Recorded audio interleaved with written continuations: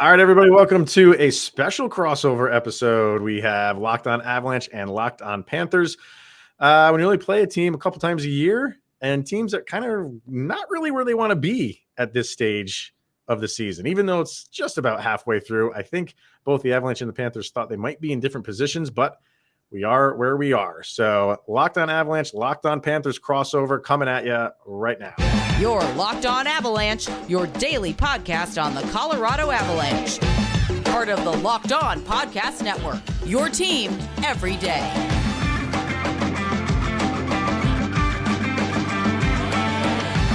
All right, everybody, welcome to a special crossover episode of Locked On Avalanche and Locked On Panthers. I am Chris Micieli. With me, as always, is Mr. Shaggy Von Doom, Kyle Sullivan. We are from Locked On Avalanche.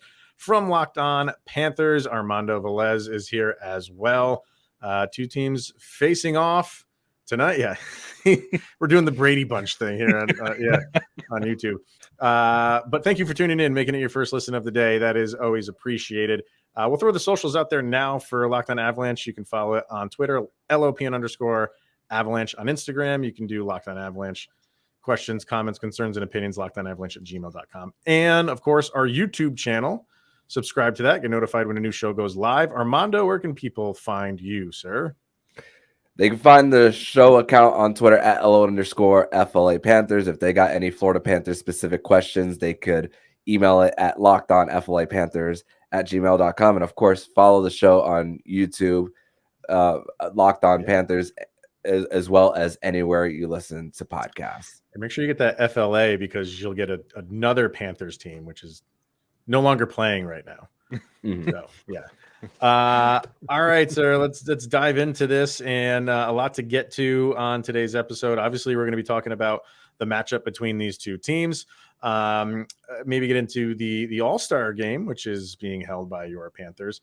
And but we'll start off the top, man. Like I said in the intro, the Avalanche and the Panthers, two teams at the top of the standings last year, and I think a lot of people thought they were on a collision course to maybe play in the Stanley Cup. I'm not trying to bring you down or anything like that, but we know how that ended up. It was good for us. Panthers kind of I don't know what happened in the postseason for them. I know we did a crossover with you. Was it after the season was over? And we kind of it was the President's Trophy, the chase for the President's Trophy. Okay, so it was before the playoffs even started. Okay. Mm-hmm. And a lot has happened since then. Oh, man, those were the days of yesteryear. Yeah. So, I mean, for the Avs, obviously injuries up and down the lineup, just ended a 5-game losing streak. So they got at least a win in their pocket heading into the game against the Panthers. And the same thing with the Panthers, a eventful offseason for them with some trades. And they too, and even a coaching change. And they too are not really where they want to be right now. So start with that. What's going on with the Panthers, and is there cause for concern, and that proverbial are we hitting the panic button in Florida right now? We're almost at the panic button, I'll say. It's getting closer and closer to, you're just reaching for it, but it's not pressed completely yet. But yeah, everything that's gone on with the Panthers in the offseason, of course, it took weeks before Bill Zito even announced a change in the coach going from Andrew Burnett to Paul Maurice. Mm-hmm. And of course, when it was a little bit it was a little up and down on how people felt about Paul Maurice coming in, because there's the experience factor that people thought of when being in Winnipeg, being in Carolina / Hartford, even grabbing a cup of coffee in Toronto for a little bit of time. But then there was the other part of how he's failed to develop young talent, or putting too much ice time between top players instead of spreading the wealth out throughout his lineups as well, or riding a specific goaltender for a certain period of time. And, the Panthers got up to a 4-1-1 start to the season. Okay, this is a good start for the team. They're exactly where they need to be at the beginning. The blue line was the least of the concerns. especially when it was really the topic of the offseason with, of course, trading Mackenzie Weegar along with the Jonathan Huberdeau trade. Mm-hmm. You trade star forward for star forward, but a different type of star forward, of course, a guy who's more of around the net versus a guy who's a distributor. But it's just systemically for the Panthers. It's just the lack of adjustments mid game has just not been there for the Panthers. And when they fall behind early, especially, they don't come back. My listeners know the answer to this question, but I want to ask you guys to take a little bit of a guess. Okay. How many wins do you think the Florida Panthers have when trailing after periods 1 and 2? I'm going to go with a relatively low number, considering just the overall wins that they have. Well, no, they may have 18 wins on the season. God.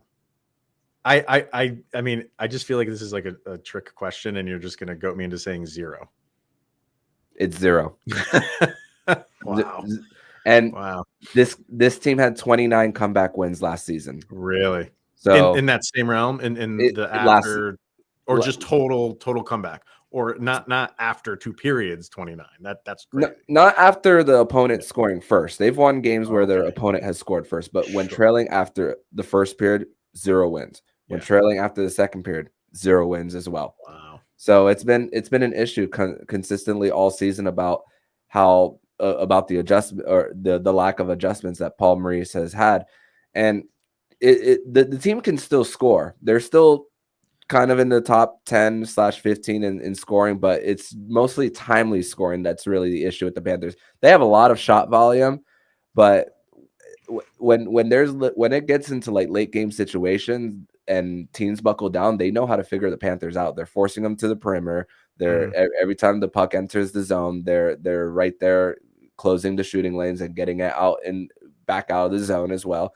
So it's really about timely scoring as well, as much as you see in the top, as you see when you look at stats. If you don't watch the Panthers, you'll see, okay, they can score, they just can't defend. But it's more than just that when it comes to the Panthers. Obviously, they have their issues. Sergei Bobrovsky actually had a great month of December for the Panthers. And after just a poor start for the season, Spencer Knight has dealt with a non-COVID illness, came back just a few weeks ago as well. So he's been up and down himself as well. Bobrovsky having to step up in his absence, and then Spencer Knight coming in against the New York Rangers takes a loss. He took a loss to the Dallas Stars last night, and today at practice for the Panthers in Dallas, they practiced in Dallas right before flying to Colorado, and there was a big shakeup with the lines. Okay. Anton Lundell, who's usually playing third line center, is now on Barkov's wing along with Sam Reinhart. Matthew Tkachuk was on the top line with Barkov. Well, in the middle of like Sunday's game, he was on the top line, and then they went to the second line. And Carter Verhaeghe's no longer with Barkov on that top line as well. Now he's on second line. Eric Stahl's now on the third line. Colin White, who played mostly wing, is now on the fourth line center. So it's been a bit of a shakeup, and it sounds like an Avalanche team. Timely scoring is really the thing for the Panthers that hasn't been there. And you mentioned the turnover at the head coaching position. You've also mentioned the moves that were made in the offseason, and now just the lines being shaking up. And like Chris mentioned last year, like how the two teams were on that collision course for the Cup. And for Avalanche fans that are listening to this right now, or anybody else who hasn't seen a Florida Panthers game, is this the same? Where's the DNA on this Florida Panthers team? Because last year that was a cohesive machine type unit that was plowing their way through the season. Right now, it looks like pieces are falling off, and the pieces they're putting back together, it's a completely different makeup of a team. Is there any synergy between last year and this year between the two teams? It would. I'd be lying if I said yes. But it looked that way really early on when they were defending well and getting timely scoring when needed. But even Paul Maurice, after their game against Dallas, spoke about how the players are not really confident in the system. And when the head coach talks about that to the media, those are alarms that should be going off for everyone in the Panthers fan base. And sure, the Panthers have their cap issues as well, with $6.4 million in buyout money for Keith Yandel, which a majority of it will come off next season. Bobrovsky's cap hit is still looming large on this team, even if he's not performing at a Vezina level. We see it at times. We see flashes, but it's not to that level for the Panthers. And they're really missing guys. Like I said this on yesterday's show, they're really missing gritty guys like a Mason Marchment and all. And it hasn't helped that Sam Reinhart is so up and down with how streaky he is. Barkov has also been out of the lineup a lot this season as well. Had a non-COVID illness, came back into the lineup, and then was out again with a non-COVID illness as well. So, and even though there's pretty good individual performances like a Brandon Montour who had a span of taking a lot of minutes when Aaron Ekblad was out for 3 weeks, and Aaron Ekblad has also regressed as well. He's playing hurt. He slightly admitted it. Coach Maurice slightly admitted it, but didn't go into detail about how hurt Aaron Ekblad really is playing for this team. And just quickly before I get to a question I want to ask you, but you mentioned that they're giving up a lot of goals. Yeah. And just in the division, 141 goals they've given up, and there's only one team in that division that's worse, and that's Montreal. So yeah, they're like you said, they're scoring 133, which is kind of like, middle, maybe a little bit higher end for the division, but -8 in goal differential. So that'll hurt you. Obviously Tkachuk is having a very good year. You know what I mean? And you kind of expect that from him. And I don't mean this in a way of say like, is it not working? I don't mean it like that. I mean, like you said it a couple minutes ago about just the system, and maybe the players aren't buying into the system. Is there any, I don't want to say remorse or not regret of the deal that they made with Calgary, because the players you got rid of were within that system and could play a little bit better? Do you feel like they would be playing better if that deal wasn't made and they had the players that they had given up? And you know what I'm saying? Like, I'm not trying to say like, because Tkachuk's having a great year, but I'm just saying like, was it more of a fit team wise to have guys like the ones that you gave up that went to Calgary? I always said that in the short term, if you didn't make that trade for Tkachuk, that the Panthers would be better right now, record wise, and because the familiarity that Barkov and Huberdeau had throughout Huberdeau's time here. But you're looking at someone who's approaching the age of 30, along with Mackenzie Weegar as well, and to give an 8-year deal to both those guys, that closes your championship window to 1 to 2 years, and then you'd have to be even more extreme when it comes to being a buyer come a trade deadline. Even though they've already given up their fair share of assets, they don't have a first round pick till 2026. So it was gonna shorten that window. But with Tkachuk being 24 years old, it extends it. This was the step back season for the Panthers, but if there's one thing that's been great, it's just been watching Matthew Tkachuk play, and he's getting all types of goals. And over this 8-year stretch, I don't think we're always going to see seasons like this. So it's just 1 out of 8. So it's we still have a long time to like really see whether this works out, but I think it's going to. Yeah. And you're not, I don't want to make it seem like it's doom and gloom for the Panthers right now. I mean, they're there. As of we're recording this, they're 6 points back of Pittsburgh for the second wild card. So it's not insurmountable, but it's just, both of our teams, like, the Avalanche coming off a Stanley Cup win, where they're at now out of the playoffs, if they were to start today. And the Panthers, the President's Trophy, the reigning President's Trophy team is out of the playoffs as well. So kind of just two teams that you just expected to be there. are not right now. It's not over. We're halfway through the season, and you know, for the Avalanche, I think you feel like better days are ahead for the Avalanche once they start getting, you know, healthier, if they can start getting healthier. So it's a different, you know, I don't know if are the Panthers having injury problems. Every team does, but to the extent of the Avs, or not really. No. It's not to the extent of the Avs, and thankfully, I have everything written down on the Avalanche, like right before when it comes to asking you guys about their injuries, and that would actually be a great segue to for our segment number 2 to discuss everything about the Avalanche in this season for them. But first, we're going to tell you all about BetOnline. And BetOnline.net is your number one source for sports betting info, stats, news, and analysis. Get the latest odds and trends for every professional and amateur league out there, from pro football, college bowl season, basketball, and hockey. We've got it all at BetOnline.net. If you love sports podcasts, you can find those at BetOnline as well. We're always the fastest and easiest way to get your sports betting info. Head to the website today or use your mobile device to learn more. BetOnline is where the game starts. Back on this second segment here of this special crossover edition of the Locked On Florida Panthers podcast and Locked On Colorado Avalanche. And when it comes to this matchup between Florida and Colorado, this is actually one of the ones that I look forward to most, not only because of the history of this team with 1996, which I was only 3 years old. Doug, the head coach of the Panthers at the time, Doug McClain, just tweeted the other day about watching the Florida Panthers from President's Trophy to this.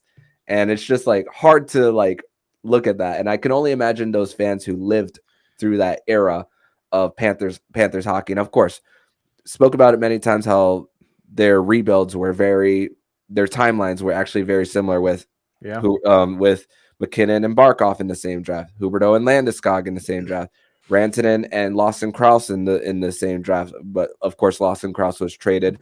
Not only the same draft, didn't the Panthers pick right after the Avalanche in all three of those drafts? Yep, all three of those drafts. Yeah, crazy. So very similar to how these teams are just as far as their timelines. And of course, both were up for the President's Trophy last season. Mm-hmm. And what's going on now? Both are outside looking in. Of course, the Colorado Avalanche, an extended playoff run for them, resulting in the Cup. Really, how many games did they lose last season? The postseason, only 4.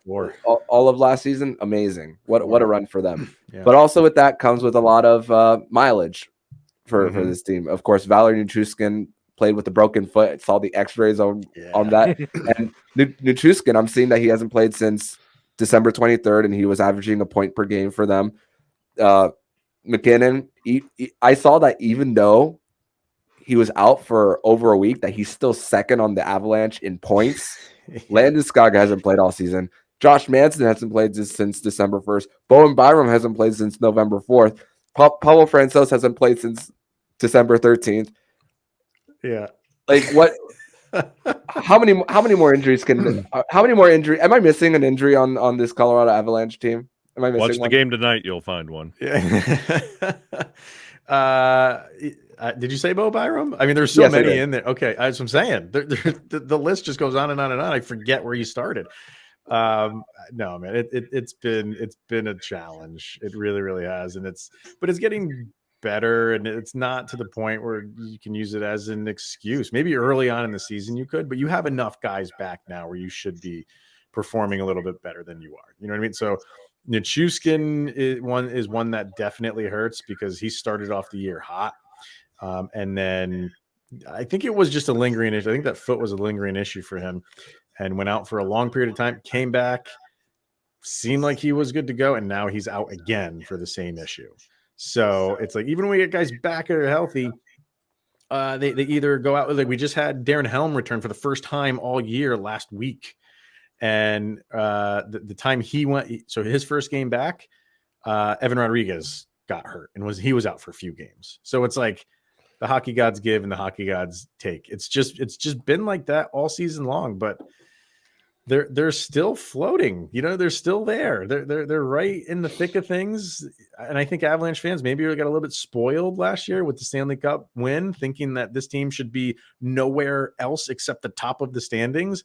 But I think maybe they're taking, at least for this season, the approach of, hey, let's just do what the Tampa Bay Lightning did. Doesn't matter where you finish, get in the playoffs, and then we can do some damage. So for this year anyway, I think that maybe is where they're going to have to be, especially when Gabe Landeskog returns, which we were hoping that would be next week when they initially diagnosed him, but now it's looking like it's going to get pushed back another few weeks for him.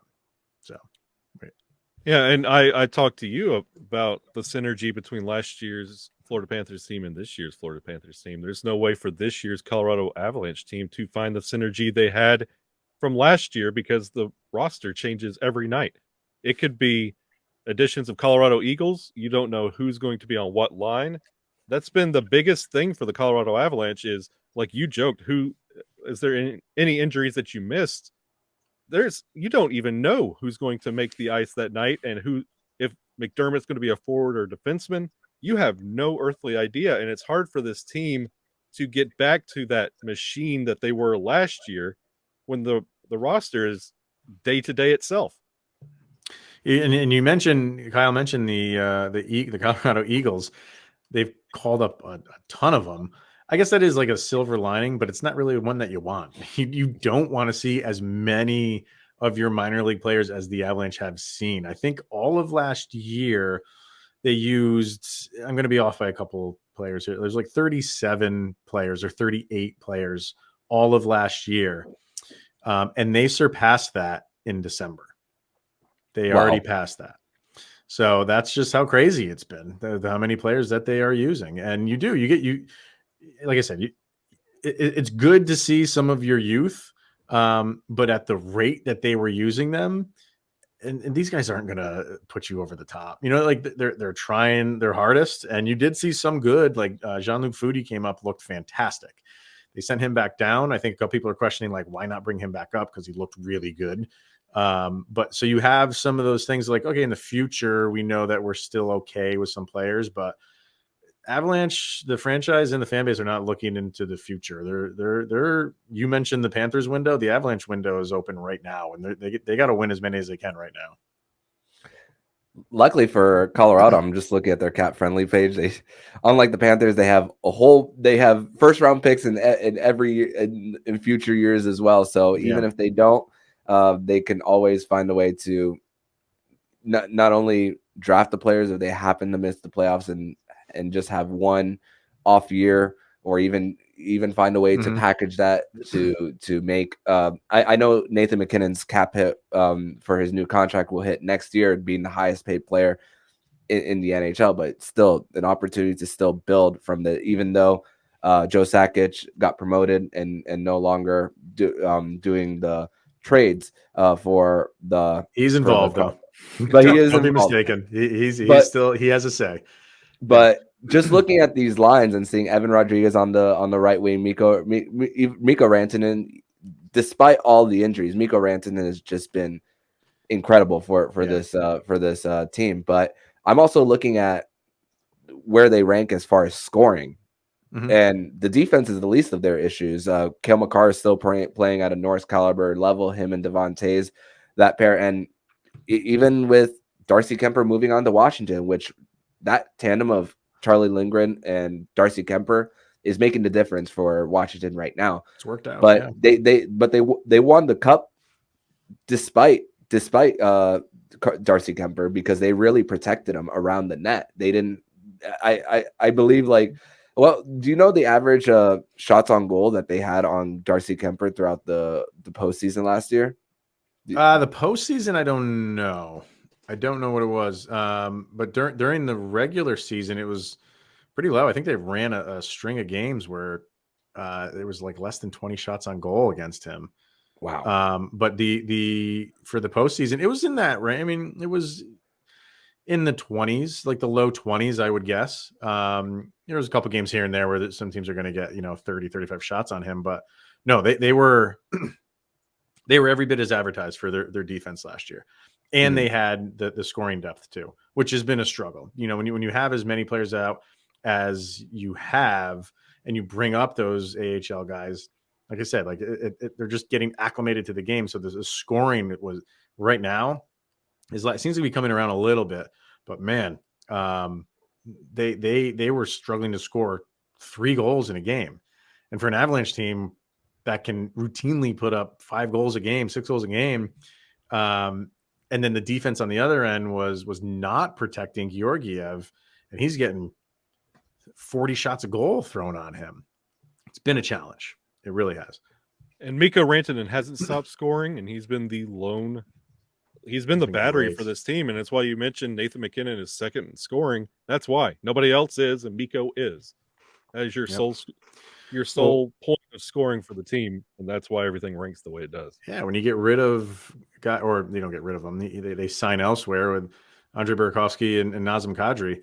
That's a ton of scoring from last year. Burakovsky had 60+ points last year, and Kadri had 80+. Both those guys are gone, and you're asking, a prospect, like Alex Newhook to really pick up that slack. Nobody thought that was going to happen, but at least he needed to do better than he's doing. So it's just we knew that the roster wasn't as strong as last year, and then to just add the injuries on top of it, it's a work in progress for this year. Definitely, no doubt about it. So. Yeah, and Georgiev 267 GAA 916 save percentage with 2 shutouts too. Still decent numbers for a starting goaltender. And of course, Nazem Kadri wanted to stay in Colorado, but of course with the cap, it's tough. Unfortunately, couldn't make it happen. Sometimes you just gotta let others go. But we're gonna transition over to segment number 3, where we're gonna talk about tonight's game between the Colorado Avalanche and the Florida Panthers from Ball Arena. But first, guys, tell us all about Athletic Greens. I want to know about the All-Star game too, so maybe we'll touch on that as well. But first, we're going to hear from Athletic Greens. And Kyle, you got your Athletic Greens can? Yeah. Well, Armando's drinking out of a green cup, so that counts as Athletic Greens. Close enough. Kyle, he takes that canister everywhere with him. It's my third child.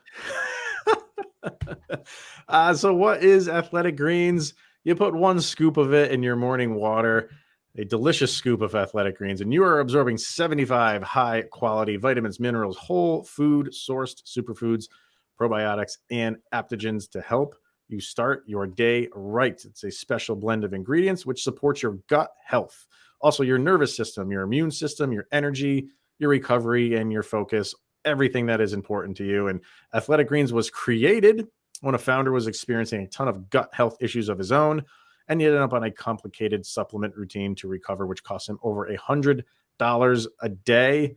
Athletic Greens cost you less than $3 a day, and you're investing in your health, and it's cheaper than your coffee or cold brew or whatever it is that Armando's drinking out of that cup. What are you drinking out of that, sir? I am drinking water with electrolyte powder. Oh, see, you're healthier than Mr. Sullivan there, who downs those energy drinks like it's going out of style. You betcha. Athletic Greens is where it's at. So yeah, less than $3 a day that it will cost you, and you're investing in your health. So what could be better than that right now? It's time to reclaim your health and arm your immune system with a convenient daily nutrition. It's just 1 scoop in a cup of water every day, and that's it. No need for a million different pills and supplements to look out for your health. And to make it easy, Athletic Greens is going to give you a free 1-year supply of immune-supporting vitamin D and 5 free travel packs with your first purchase. All you have to do is visit athleticgreens.com/NHL Network. Once again, it's athleticgreens.com/NHL Network, and take ownership over your health and pick up the ultimate daily nutritional insurance. All right, sir. I just want to ask you quickly on the All-Star game, which is in Florida right now. Well, first of all, I read a really good article on The Athletic. It was last year, and they were talking about like practice facilities that teams are building now to like woo in like free agents. And they specifically talked about the Panthers, how they want to get theirs done before the All-Star game. Number one, is that done? That practice facility, is it even anywhere remotely close to being done? Or Are they even building it? I don't know. I haven't really kept up with it. The newest practice facility is the War Memorial Coliseum, which is on the eastern side of Broward County near the beach. Last time I checked, they it said that they would open towards like the spring/summer of 2023. So if they are gonna get that done, they're gonna have to really hurry up to try to. And listen, it's gonna be a lot closer to where a lot of the players live too. So if you're not familiar with South Florida geography, the arena for the Panthers is on the western side of the county, and then everything west of that is just land, nothing else behind it. Everything else to the east is where the beaches are, the where the players live. I mean, some players live in Parkland, some players live in Fort Lauderdale. Barkov lives in Boca Raton, so the county north. So it's going to be a better facility for the players. And not only it's only a concert venue, it's also a place for youth hockey as well. Very nice. That place. So it's going to improve the experience for players who want to come down. But as far as expecting it to be done for the All-Star weekend, I'm not expecting it. But I did talk about what festivities there are going to be doing for the All-Star weekend. They talked about it on 32 Thoughts. Mixing hockey and golf with it as well. I would love if it wasn't 250 miles away from South Florida to do something in relation to TPC Sawgrass, where the Players Championship is held, but a little too far from South Florida. But they were talking about that though. They didn't specifically mention it, but the way that he phrased it was like everybody knows green. Of that really famous green, and like he didn't go into detail. I'm like, man, that would be. And they're doing a dunk tank, I think. Yes, they are doing a dunk tank as well. And then a few months ago, they had that same guy on, and they were talking about things that they might do. And they were going to possibly involve alligators somehow, but I don't know is that actually going to happen. Yeah, that's the guess that it's going to be an alligator. So it's as Florida as can get. And I said this on a show a few days ago that I hope they don't involve a Florida Panther, because the reason why the name of the team is because the Florida Panther is actually an endangered species. So for conservation reasons, I hope that they don't use a panther in relation to it. So chances are there's actually a famous theme park attraction where I live in Orlando called Gatorland, which is 30 minutes south of where I am in Kissimmee, Florida. And there's actually places where you could actually see all gators, like the shows. There's actually shows as well. There's zip lining through as well that you could see gators in sight. And there's actually a very famous bike trail on the western side of Miami-Dade County near the Everglades called Shark Valley. I've done the 15-mile bike ride, and literally I biked and you literally see 10 feet away from you a gator just sleeping. Stop, dude. Yep. Nope. I'm good. You leave it alone, they'll leave you alone. Yeah, until they don't. Wow, that's great. I said on our show, I'm not a big fan of the actual All-Star game. I think it's pointless to me. The day before stuff, I do get enjoyment out of that. That's more fun to watch to me than the actual game. Agreed. So and I think Florida's going to knock it out of the park if all this stuff that we're talking about, they pull that off. Can't wait for that. So a meaningful game is one that our two teams are playing. So where do we think this is going to go? It's like I said, the Avs coming off a 5-game losing streak. They finally got a win in overtime, no less. They are an overtime machine right now. I think that was their 11th overtime game so far this year. So they played very well against Edmonton. So they can build on that clearly. But it remains to be seen. They've been very up and down this year, very inconsistent, very slow to start games this year. So for the Avalanche, I would just expect more of that. Maybe just even though you played well, they've been struggling out of the gate, and then they just start to pick things up as the game goes on. So that's kind of where I until they start doing things differently, I think this is the Avalanche team that we have right now, and it's just rinse and repeat. We've got enough. We've seen enough so far that's we're there. They definitely can win the game, but you can't. When you have those slow starts like they do, you can't get behind, and they've been doing that a lot. So What do you think, Kyle? You think this is going to be any different than what we've seen so far this year for the Avs? I think this is going to be kind of a double down on this. They're going to take the emotion that they got from the Edmonton game and double down on it, because reading the tea leaves and the scuttlebutt, it sounds like this is going to be a Jonas Johansson game. Former Could Panther be, Jonas Johansson. What's that? Former Panther. Georgiev's played 11 games in a row, so this is going to be the rumor is this is going to be a Jonas game. And if that's the case, you know what you have between the pipes. And the last thing you want is to take that emotion that you gained in the Edmonton game and give that to Florida, who's also in the same position that the Avalanche are. And what a great statement win to prove, hey, I think we're getting this back on track, then beat the defending Stanley Cup champions. Like every team that has beat Colorado, that you lead in your show with, we beat the defending defending Stanley Cup champion Colorado Avalanche, and you believe you're on the right track. But this is what the Avalanche face night in, night out, and they could take this momentum and give it right to Florida if they drop this game. And both the Avalanche and the Panthers both have targets on their backs, like President's Trophy winner, Stanley Cup champion from the season before. They know that when you see a certain team on your schedule, those are teams that you get up for. And of course, the same thing with the Tampa Bay Lightning as well. Same thing every time any team who faces Connor McDavid and Leon Draisaitl as well, even though they've underachieved in the postseason for the most part, with the exception of last season. But there are certain teams that you look at in the schedule and then you just get up for more. And these two teams, they just happen to be playing each other on Tuesday night at Ball Arena. But with these two teams, Florida falls behind as very early as well. So it's really hard to like put your finger on like who's going to be that team. They're 8-13-1 on the road this season for the Panthers. So wow, okay. And while the Avalanche 9-7-3 at home. Yeah, so I'm going to go. I was about to say that's very abysmal compared to last year. Yeah. Mm-hmm. So if I had to have a prediction for this game, even though the Florida Panthers do need 6 out of 8 points on this road trip to kind of save their season, even though they're technically not out of it, I just don't know how you can go into the Avalanche's barn and come out with a win.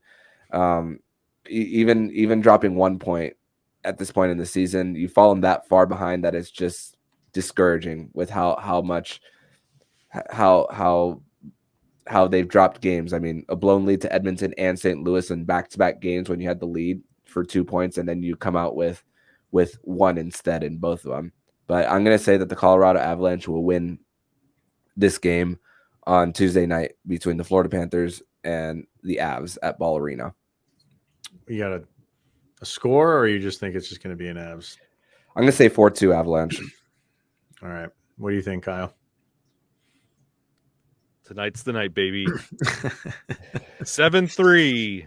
Whoa. What? Look. Nathan McKinnon, Mikko Rantanen, they're going to start putting this back together. And I'm going to just call the shot now. This is going to be one of those games. The Avalanche finally start putting pieces back together. And you have Bo Byram skating now. You have that looming that guys are coming back. You could put it together now. And what better way than against Florida? I mean, like I said, I got to see them have an offensive explosion. It's tough to predict that because they just haven't done it. But looking at the save percentages, who do you think is going to start in goal? I think Bobrovsky is going to start. Bobrovsky is going to start, and he's the lesser of the two between him and Knight, right? Save percentage wise, he's at 8.95. So, and then if Johansson does start this game, we could have a shootout. Very well could have a shootout. So, I guess all right. If we're going with Johansson is starting for the Avs, if that is the case, and is Bobrovsky, definitely going to overtime because the Avalanche seem to enjoy doing that recently. And yeah, why not make it a high scoring game? 6-5, we'll say 6-5 Avs overtime. It's a shootout. And I will say last year, the game, I think it was the first game between these two teams, was one of the best games of the year for the Avs. I think they ended up winning. It was the first game. I think it was in Florida. What a game between these two teams. So entertaining. One of my favorite games of last year. And so, hey, could still happen. I mean, it's so funny. Like, we could probably host each other's show and nobody would know the difference because these two teams would seem like they're exactly the same right now and just the struggles.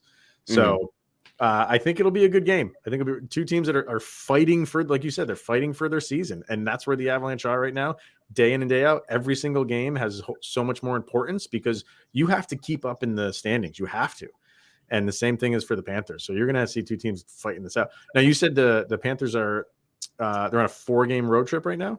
Yes. Detroit, Dallas, Colorado, Vegas, 4 different time zones. This is the third. This is the third game in that 4. Okay. All right.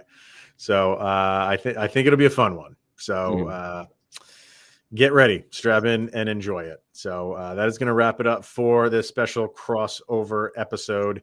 Thank you everybody for tuning in and making your first listen. Hope you guys enjoyed it.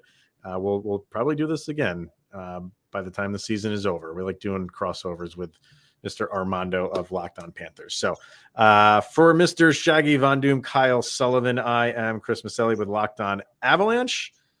He is Mr. Armando Velez from Locked On Panthers. Thank you everybody for tuning in. Enjoy the game. Go Avs and Panthers. Okay.